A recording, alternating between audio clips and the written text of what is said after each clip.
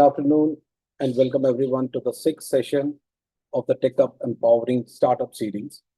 These sessions aim to create a platform where successful founders share their perspectives on the challenges faced by emerging startups.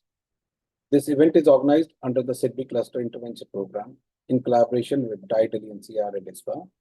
I'm Abhishek Dar from TIE Delhi NCR. Along with me on the moderation panel is Ankit Chauhan, Cluster Manager from KPMG India. Ankit, over to you for a quick intro and introduce us this initiative by SIDBI. Thank you, Abhishek. I'll also share my screen to give everyone a brief glimpse of this journey.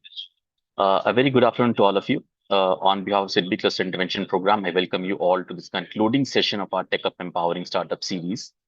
Under the program, we are developing innovation clusters in Delhi NCR and Pune region to begin with. The objective is to create a connected ecosystem of all the innovation stakeholders and foster collaboration and co-creation opportunities for all. Through this Tech Up Empowering Startup series, we aim to bridge the gap between the founders of unicorns and sunicorns and the aspiring entrepreneurs to help them navigate their entrepreneurial journey effectively. As you're aware, in these sessions, we invite questions from the early stage startups and aspiring founders broadly across 4 themes: technology and development, market and regulatory, finance and marketing, and general aspects of venture development. We have already collated our questions and will be presenting the same to our speaker for the day, Mr. Akash Gupta, who will be joining us very shortly. You may also use the Q&A option of this platform to ask further questions, and if time permits, we'll take this up in the end. Now, without further ado, I hand it over to Abhishek to take it further. Thank you. Thanks, Ankit. So, ladies and gentlemen, today we have the honor of hosting someone special who has made a significant impact in the EV technology with his innovative ideas and hard work. Let me welcome our speaker for today, Mr. Akash Gupta. He's a co-founder and CEO of Zip. Earlier, we know it by the name Mobicy. Akash Gupta is the co-founder and CEO of Zip, India's largest electric logistics startup. His vision is to revolutionize last mile deliverable in an affordable, eco-friendly way, creating sustainable, livable cities. With prior leadership roles at MobiKwik, Snapdeal, Dell, and Airtel, Akash has extensive experience in scaling tech-driven businesses. He is also a speaker and thought leader in electric mobility and startups. Akash holds a BE in computer science and MBA from IIT Ghaziabad. He creates entrepreneurial content through his channel Kash Se Akash, sharing business insights and success stories, and enjoys fitness, music, travel, and movies. Hey, hi Abhishek, good to connect with you. And sorry to come in a little late. I had a crazy schedule today, but happy to be here. Thanks, Akash. Thank you. Akash, so we have already done with the intro, and I think we should start with welcoming you to this webinar. And as we begin, I would like you to reflect on your journey of building Zip from a startup to India's leading EV company. So if you can just please share the kind of highs and lows, during this period, and what motivated you to keep moving forward despite the hurdles. No, I think one thing is very clear, Abhishek, that once you want to get onto the startup journey, it is bound to be full of a lot of highs and lows, right? And I think the way the highs and lows come now, it actually happens during the day also, right? During the day, you will have at least 4 lows and possibly 1 or 2 highs. That's how the day progresses every day. The only thing that I think as a founder that one ends up doing is to get used to these highs and lows. And I think the balancing act of managing the emotion and managing the team and managing possibly the financing or the investor or the market feedback is something that is the real role of an entrepreneur, right? So yeah, I think initial days for us were not that easy. We just were very new into this business, which was happening for the first time ever across the world in that sense. And India being such a tricky geography where electric vehicles were not there, the batteries were not there, financing was not there. Everything we had to solve brick by brick, right? In terms of finding the right products, finding the right ways to get financing of these vehicles, like because banks were not ready to fund a new breed of vehicles, which nobody understands. Nobody has seen the second life of these vehicles or a buyback of these vehicles, or a second-hand market also. So hence, we had to find very creative ways. Like case in point, when we were not getting financing, we created our own ways of financing, where we told individuals that, hey, if you want to buy 10 vehicles or 100 vehicles, you buy them and lease it to us, right, as Zip, and we will give you a good return, much better than what you get in the bank. And that is how we were able to solve financing at that time, right? This was early 2019, when we 2018 rather, when we kind of cracked such a model. And then banks came forward, NBFCs came forward, fintechs came forward and solved the problem of financing.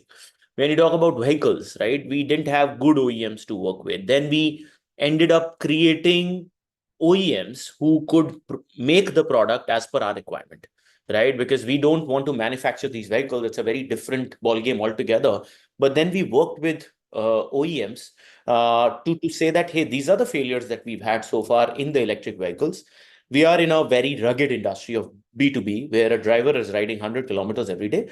These are 20 things that have broken when we have deployed the first 500 vehicles. How can you keep solving it for us? And that is a process which still continue to improve 1% every day in that sense, right?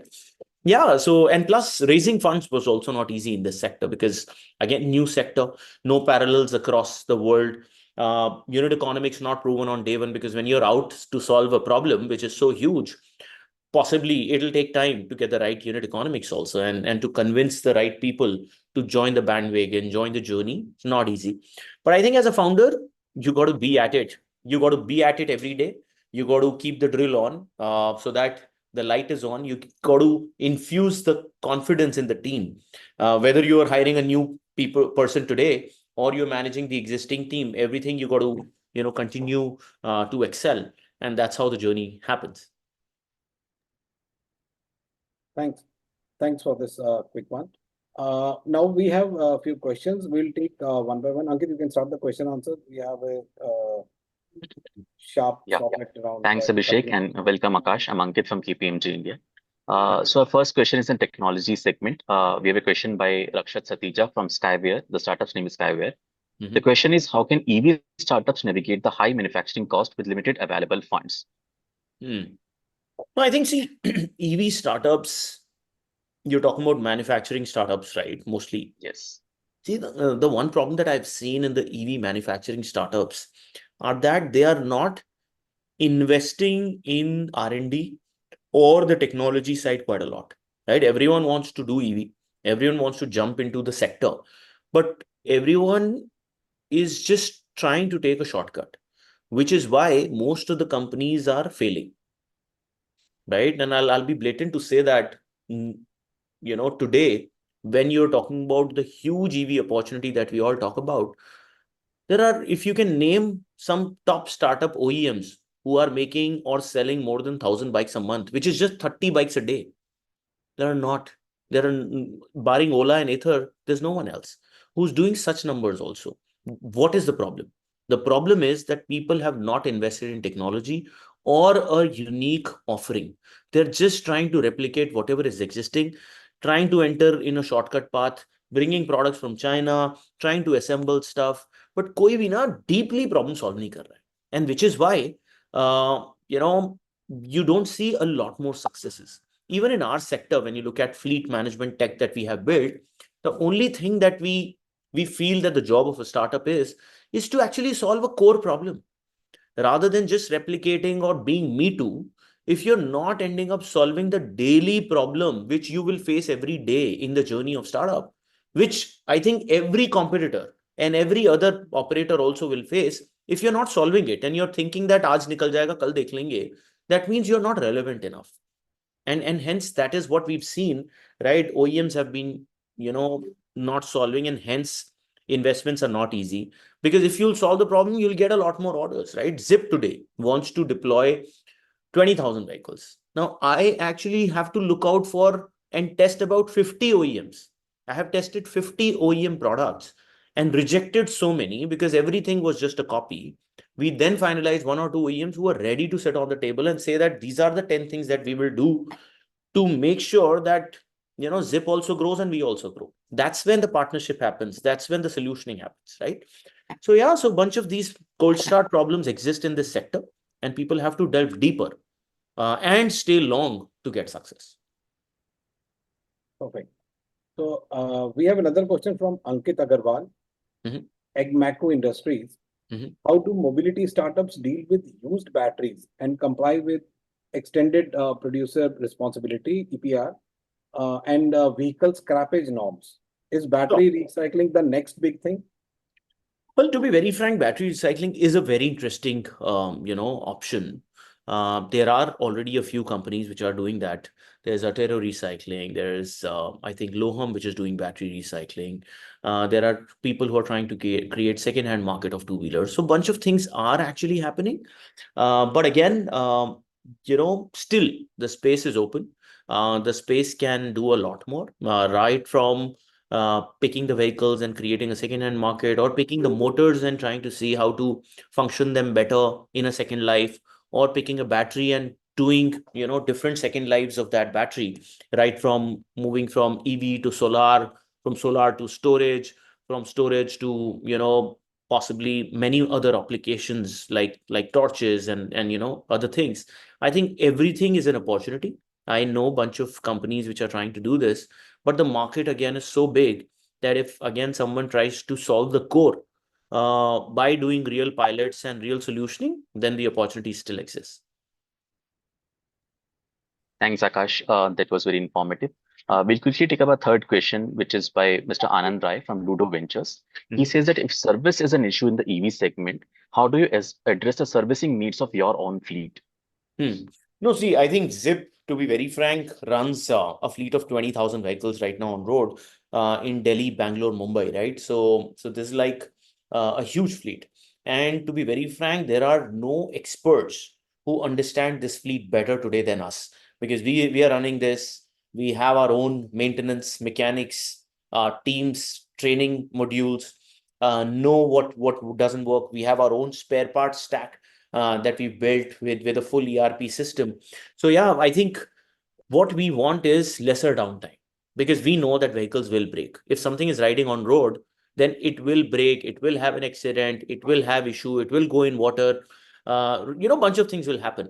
But if someone can come and say that, hey, these are 20 things that I've done, and I have built such a team, and I'm present in so and so market, and I'm ready to ensure that your downtime is my downtime, then I'm happy to work with them. But today, again, none such people are wanting to come out and wanting to do the hard work which goes into building such a business, which is hardcore operations, right? So you got to really be on the road in the sun, rain, moon, and just kind of solve the challenge again, right? So I think at Zip, we've taken this mantle ourselves, that since we understand our vehicles and we are procuring from the OEMs, between us and OEMs, we need to kind of solve the problem at the moment. And yeah, we have about 300 mechanics on our payroll based in these three markets across our 10, 12 hubs. And these guys ensure that the vehicles, as soon as they come into maintenance, how soon they can quickly repair, how soon they can fit a new spare part, how soon they can, connect with the OEM to get warranty, and bunch of other things, right? Great. This brings us to our fourth question, the technology segment, which is by Mr. Ajay Kumar Birla from My Ikigai. The question is, which aspect is more crucial in electric vehicle business, technology or operational execution? Technology or operations, which one would you pick is more crucial? In electric vehicle, Business. okay.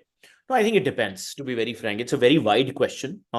It depends on what business you're building, right? If you're building a tech business or if you're building a product business, then technology will be the leading factor, right? In the case of Ather, I think it's the product and the investment done into the product which has helped them to build a decently better product than many others. And they have invested in technology and product offering, right?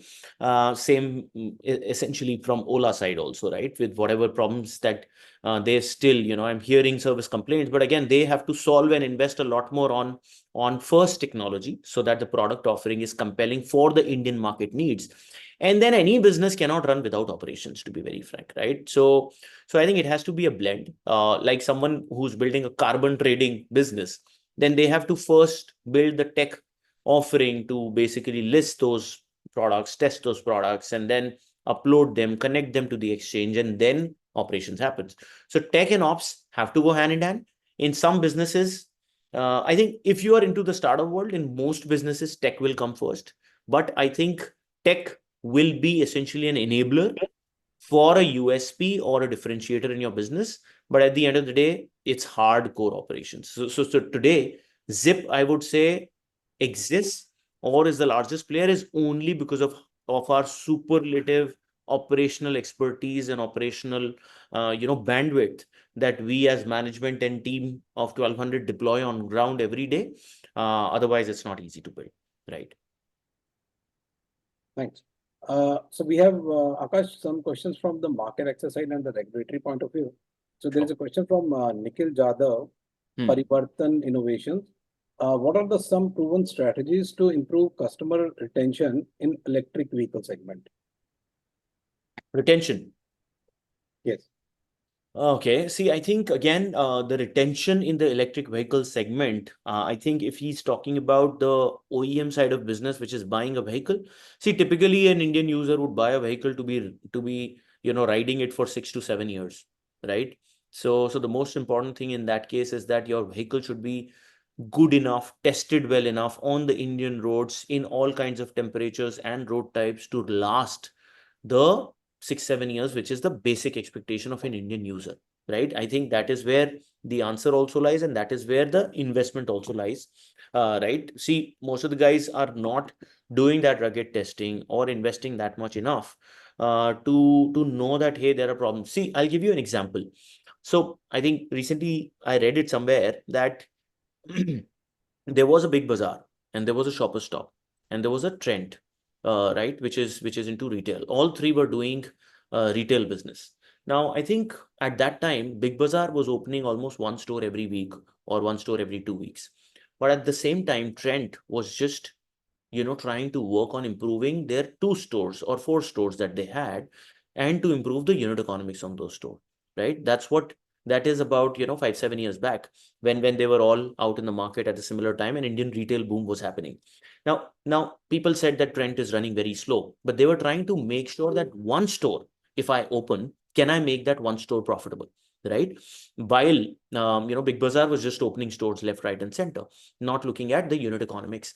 And I think we all know what has happened after that, right? Today, Trent has grown so well because they have just focused on solving the core problem, making one product right, and making such offerings which can work on the Indian customer mindset and making it better to make it profitable. And then the business goes through, right? I'm not saying that that is the best strategy in all cases, but I think there has to be some balancing act between profitability, unit economics, and growth, right? I think I would want, while the trends are changing and the founders are becoming more sane and to this approach of driving the right unit economics and growth balancing to each other.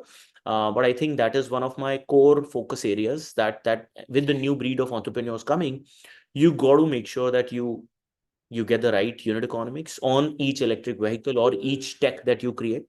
You push the paddle of growth once your unit economics and product market fit is met.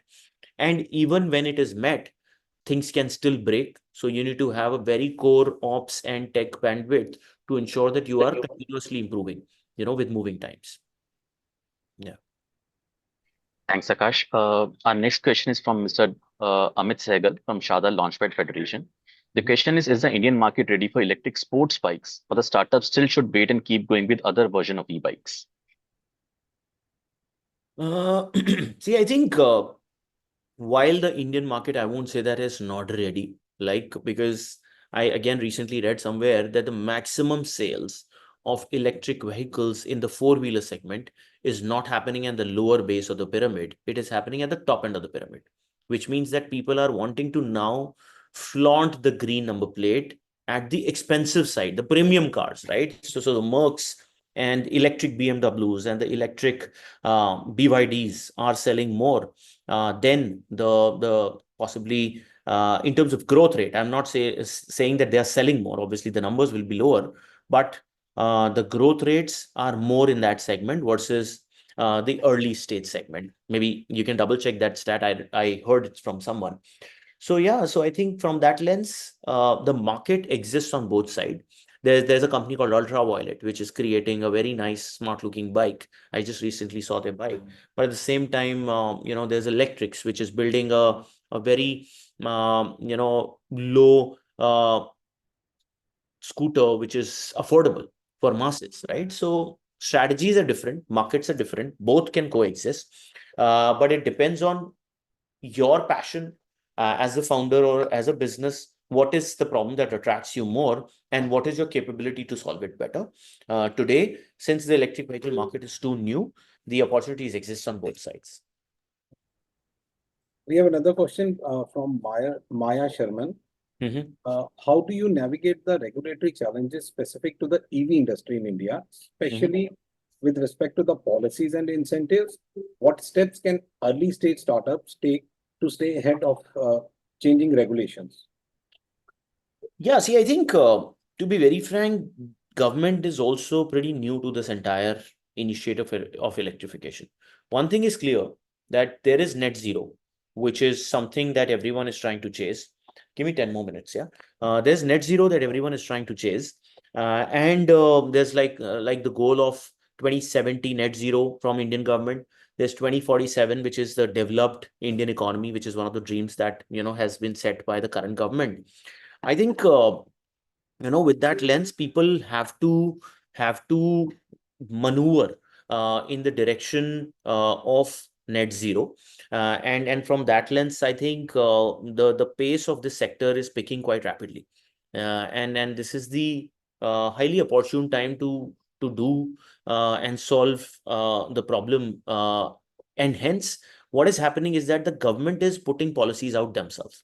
There is obviously some change which is happening because of learning and the movement of the industry that itself, right? Because let's say the government has made FAME 1, but then they learned that how is it helping? So then after 12 months, there was a new FAME 2, which came out, but it was progressive because whatever learnings that they had, it's like a pivot, right? They made it more stringent. They made it more make in India kind of a thing. And now that government is seeing, hey, electric vehicles are picking further, but we still need to comply, and we still need to support this entire net zero mandate. So government is continuously reducing subsidies with time, and also making it more stringent for younger startups to enter. And hence, possibly, there are two ways to go about it. Either you wait and see that what is the new rule which is coming and then start working on it, or you build an offering which is without any such support, right? And then that offering should be compelling enough, that offering should be self-sustainable enough without any subsidy. Because if subsidy comes in, or if your offering is good enough, meeting the basic norms of what the country needs, then subsidy can add more value to your business, get more bottom line, or get more incentives. So you need to build a business model which is subsidy free, and then it's the right direction for any young entrepreneur. I would want to recommend that. Right. Thanks. We have two questions more from the funding side. There is a question from Mukul Chabra, Scrap Uncle. How to find impact funds? Should we approach the foreign investors to invest for impact fund in India? I think yes. To be very frank, the Indian ecosystem on sustainability and ESG is not mature enough, to be very frank, right? The VC ecosystem has not seen a lot of interesting early stage sustainability bets, and neither they understand the entire landscape so much. And hence, I would recommend founders like Mukul to approach investors who are global, right? Because to be very frank, globally, the mandate on ESG is bigger, and the understanding of sustainability is bigger than what exists in India. While there are a few sustainability-led funds also in India, like Asha Impact, or there are a few more which I'm not recalling right now. But yeah, there are a few. But the cycle in India is slightly longer versus the cycle to go outside and explore. Thanks, Akash. Our next question is from Mr. Alian Khan from Viz Aerospace. And he's asked that what should be the prototype readiness level before approaching the investors, and how to raise funds for a pre-revenue startup for R&D and manufacturing operations. Sorry, can you repeat the first one? What should be the prototype readiness level before approaching the investors? Okay. See, I think if you are a first-time entrepreneur, right, it's always better to have some proof of concept ready, some initial traction there before approaching the investors. And hence, you might have to fund the initial, side from yourself or from your friends and family before you reach out to seasonal investors. Because with growing times, obviously, investors' understanding of the businesses is also changed, and they want more evolved, entrepreneurs to come out. But obviously, if you're a second time entrepreneur and you have something that you've done in the past, you have that learning, whether it's success or failure. But if you have kind of demonstrated some amount of success in your previous, avatar of entrepreneurship, then it becomes slightly easier to get into the field and raise funds without even on an idea stage, because you're well networked, your credibility is out there, and investors can possibly take a punt in you. But if you're first timer, then have some traction and the product readiness before you go for funds. It will be easier and better. And before we go for the rapid fire round, we have a last question from the funding aspect itself. So what are the key things? This question is from Gaurav Singhal, also digital. What are the key things angel investors look into when we can work upon to show them the readiness of the product? Angel investors, see, I think one thing that I've learned, all the angel investors out there look for a founder who's credible, a founder who talks sense, a founder who has a grand vision, and a founder who has demonstrated something in his previous avatar, right? So yeah, business uh, is the second thing that they look for, that hey, whether this idea is something that clicks to me, right? These are the two things that any angel investor typically looks for. Founder and possibly the team, I added that as one. And then the right problem to solve which clicks with the investor. That's my thesis also. When I invest in any startup, I look at these two things, right? And if it clicks to me, if this is a problem that I would have loved to solve myself and I like the team, then I would go in, right? Nothing else, to be very frank, matters. Obviously, if you have traction, if you have more people on the cap table, if you have a building round which is kind of subscribed, then it helps further. But those are my 2 cents on this. Thanks. Thanks, Akash. So next we have a few rapid fire questions on a lighter note. This will assist us, to understand you from various perspectives. So this is a one-word answer. So we will start. The first question is, first thing you do when you wake up? I basically go to the gym straight off, right? That's the first thing that I like to do. I start my day with a kind of a workout session, which kind of generates a lot more energy and gets my head into my own zone, and also give me a head start to the day, that hey, I'm doing something for myself, because the rest of the day is going to be chaotic, right? So that's how I start my day. So gym is the answer. One word to describe your entrepreneurial journey. It's I would say hustle, right? It has been a crazy hustle building this business, right from hustling around the team, investors, business model, proving everyone that hey, we can do this. So yeah, hustle. So what's the one word for the Indian startups? Opportunity. This is So the if you time. were not okay, so if you were not an entrepreneur, what would you be doing? I think nothing. I would be doing at this point in time in my life an entrepreneurial journey. So one app you wish you had built? Okay. I think I love the quick commerce. I would have loved to do that myself. Yeah. Most unusual place you have attended a meeting from? Well, that happens quite a lot. I've actually attended a board meeting from the beach of Goa. No, rather EGM. I've done an EGM from the beach in Goa once. Okay. So the biggest challenge in the electric vehicle industry you see? Quality of products. So one thing that never fails to make you laugh. Never fails to make me laugh. Laugh.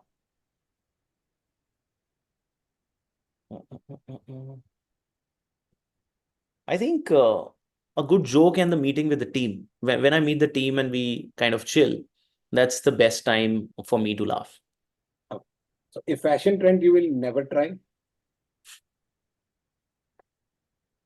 I'm not a fan of those, those crazily, torn jeans. I'm not that guy who can wear so torn jeans. Yeah, a little bit is One, okay. okay.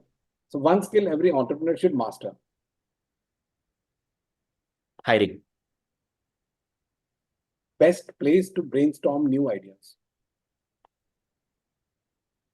I get a nice open setting like a cafe or over an evening brunch or evening coffee or drink. I think that's the best place to brainstorm. One thing that you always keep in your car. My protein shake glass. Zip Electric in next 5 years. Where do you see? 5 billion, $5 billion company, IPO'd, profitable, scaling globally. Thanks. Thanks, Akash, for sharing all these insights and being so candid for this rapid fire questions. So before we close this, what's one piece of advice you would give to the aspiring founders? I think get ready to invest for 10 years. When you're building any startup, don't look at any returns before 10 years because it's going to be a longish journey. The compounding starts after 6-7 years of building. Before that, it's all hustle. It's all solving the problem every day. So subscribe for a long term before even thinking of an outcome. Oh, thanks. So before we close and hand over it to Ankit for the closing remarks, so ladies and gentlemen, as we bring this webinar to the end, and we would like to express our heartiest gratitude to all of you who are actively participating and with insightful contributions. We would also like to extend our sincere appreciation to our esteemed speaker Akash for taking long time out of his busy schedule to share his experiences. Special thanks to Sidbi to organizing this webinar. Over to you, Ankit, for the closing remarks. Thank you. Yeah, thank you. Thank you, Abhishek. Thank you, Akash. Thank you all for participating in this unique series. We have had informative sessions across themes such as e-commerce, health tech, agri-tech, drone tech, fintech, and now EV tech today. All these sessions have been recorded and converted into bite-sized snippets and hosted under the virtual library of Let's Startup platform. It goes by the name of www.letsstartup.net. Please do check these out. And we are thankful to the Small Industries Development Bank of India for providing us this platform, Tidal NCR for executing it so well, and all our speakers for sparing their precious times. Lastly, we're thankful to all the passionate founders who have joined us throughout this series. We'll keep designing similar innovative programs and be back with other programs promoting collaborative innovation. Thank you. Thank you, Ankit. Thank you, Akash.